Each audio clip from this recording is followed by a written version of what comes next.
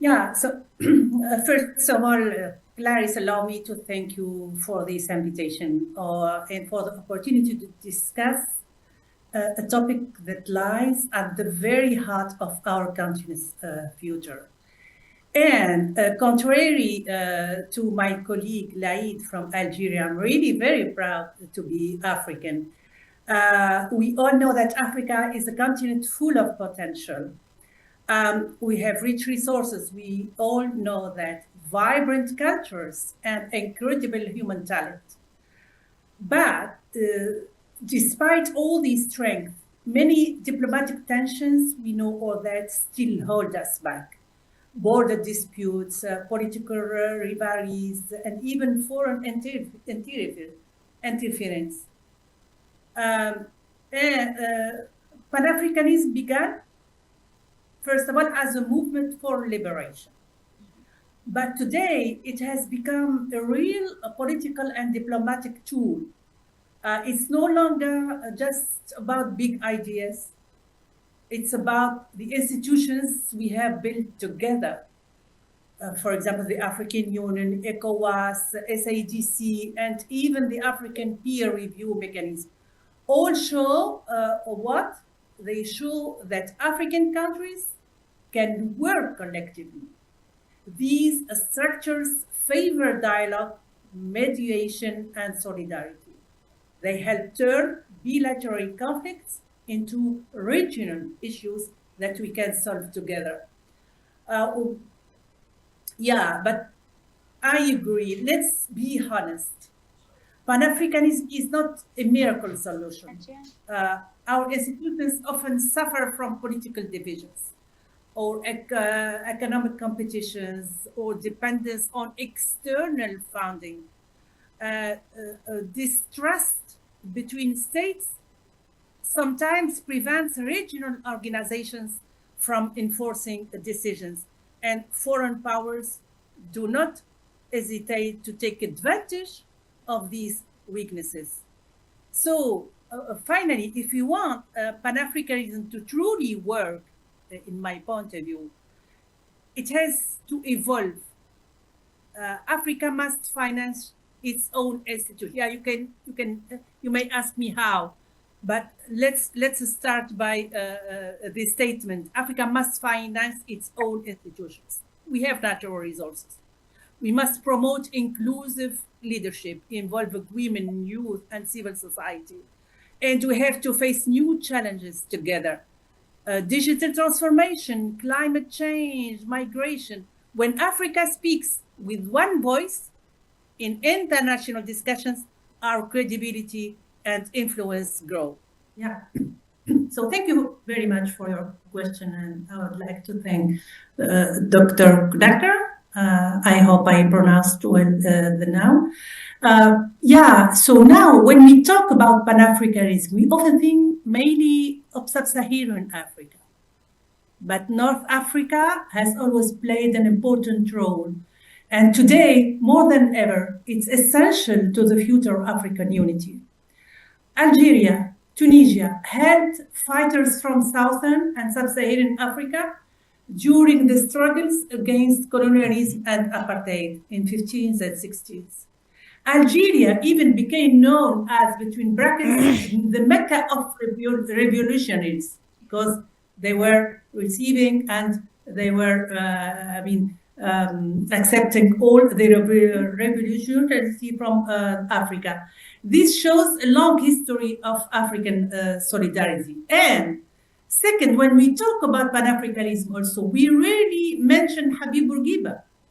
We mentioned all the African leaders, but we forgot Habib Bourguiba, the first president of Tunisia after the independence. Yet the first president played an important and sometimes underestimated role in shaping African unity during the era of independence. Maybe for the reason that I mentioned at the beginning. So we forget that Tunisia, or maybe all the North Africa North African countries are also African countries, maybe for that reason. So we forget all what Bourguiba did for the Pan-Africanism.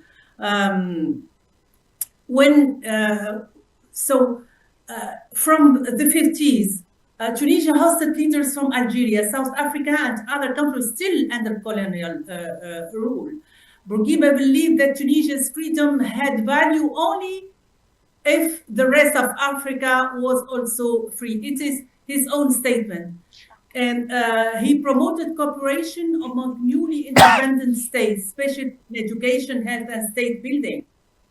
Under his leadership, Tunisia sent teachers, doctors, and experts to support countries like Congo, Mali, and Niger. In my point of view, this was Pan-Africanism in practice. Yeah, Bourguiba bet on Pan-Africanism, but he lost. So he turned to Europe. He turned to European Union, and we lost. We lost our supremacy. We lost our dignity.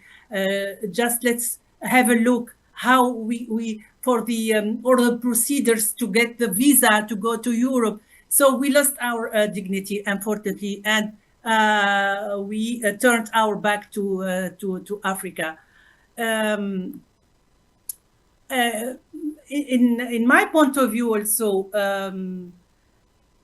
Bourguiba, when he supported liberation struggles, he invested in African cooperation.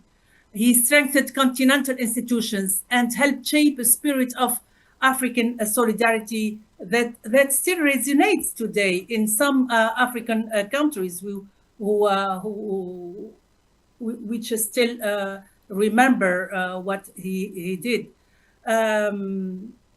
Unity for him, I think, and for most Tunisians right now, unity is not political. It is also economic, as Dr. Gnacra said also, and social. We should encourage African students to study, for example, in Tunis, welcome many of them with the scholarships, helping to build the next generation of African leaders. This is the Pan-Africanism. It's not about diplomacy and political, but it is social, economic, and cultural. Guy Nkrumah, Patrice Lumumba, Thomas Sankara, Mandela, and I add Ben Bella, who is an Algerian leader also. Pan-Africanism is not a relic of the past. It is the only framework capable of fostering sustainable unity. We need this sustainability. Diplomacy and development in Africa. But without serious reforms and renewed commitment, it risks falling short of its potential. Africa's future depends on the continent taking its destiny into its own hands, with Pan-Africanism leading the way. We often turn to Europe to provide solutions to our own problems, which in the end only benefit European countries.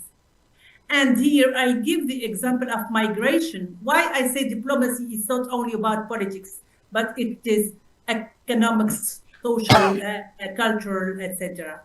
I give you a short example of migration. It is often presented as an inevitable response to poverty, conflict, or climate change.